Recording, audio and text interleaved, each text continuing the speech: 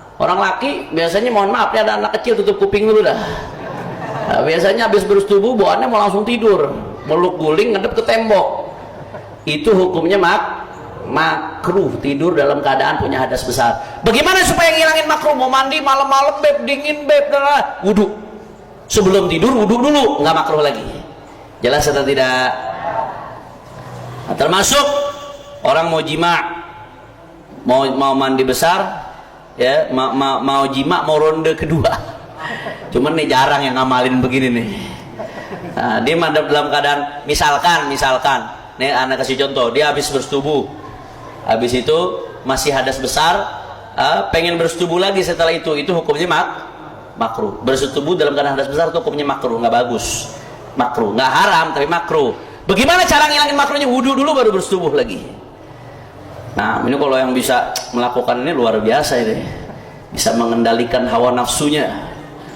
Karena orang idza qama dzakar dhahaba thuluthul aql atau dhahaba nisful aql. Orang tuh kalau udah, mohon maaf, kemaluannya berdiri, separuh akalnya hilang biasanya. Udah nyeruduk aja udah kayak banteng. Kalau dia bisa ngendaliin diri, udah gak kuat, pengen bersetubuh lagi, wudu dulu buat ngilangin kemakruhan. Ini mohon maaf nih, saya bukan lagi bicara jorok, saya bicara ilmu. Wudu dulu buat ngilangin kemakruhan, wudu dulu. Itu hukumnya sunnah, wudu dulu. Jelas atau tidak? Nah, bukan hanya wudu, dan dianjurkan membersihkan kemaluannya. Kecuali kalau dia punya kebiasaan, kalau kemaluannya dikenain air, akhirnya langsung turun syahwatnya, maka nggak apa-apa, itu dimaklumi sama misalkan dia udah mau bersetubuh lagi nih sama istrinya.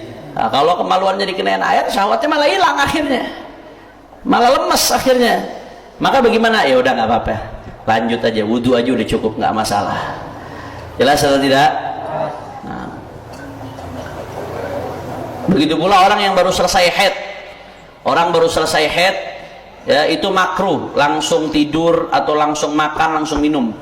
Nah, kecuali kalau udah wudu. Kalau dia belum sempat mandi, pengen nggak makruh, bagaimana caranya? Wudu termasuk. Wa mithluhu man inqata'a haidhuha aw nifasuha.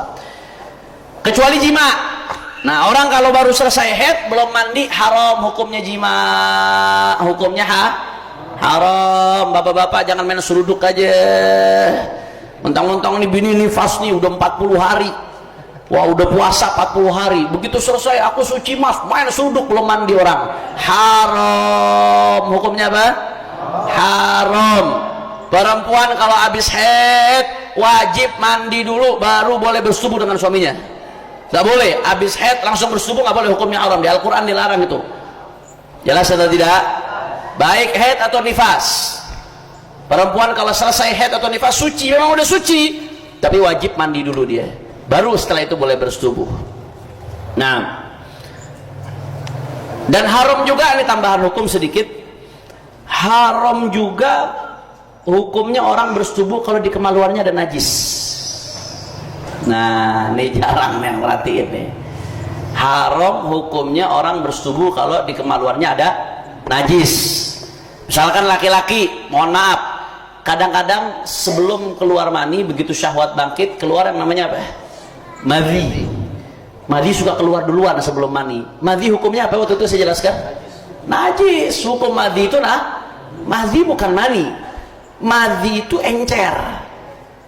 Dia keluarnya tidak muncat, dia lebih encer madhi. Biasanya keluarnya bukan saat klimaks. Kalau saat klimaks itu mani, di pertengahan, bukan saat klimaks. Madhi itu hukumnya najis, madhi. Nah, ketika kemaluan ada madhi, mau langsung bersetubuh, itu hukumnya haram. Dia bersetubuh dengan kemaluan yang najis. Yahrum jima' mutanajjis dzakar, kata ulama.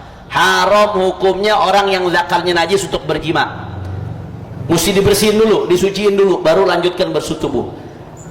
Illa, tapi ada pengecualiannya. Jangan berkecil hati bapak-bapak sekalian. Ada pengecualiannya. Illa idza i'tada annal ma'a yufattiru dzakarahu, kecuali kalau kebiasaan dia kalau kena air langsung letoy. Nah, anak kecil lu tutup kuping dulu dah ya. Ini memang babnya mau bagaimana?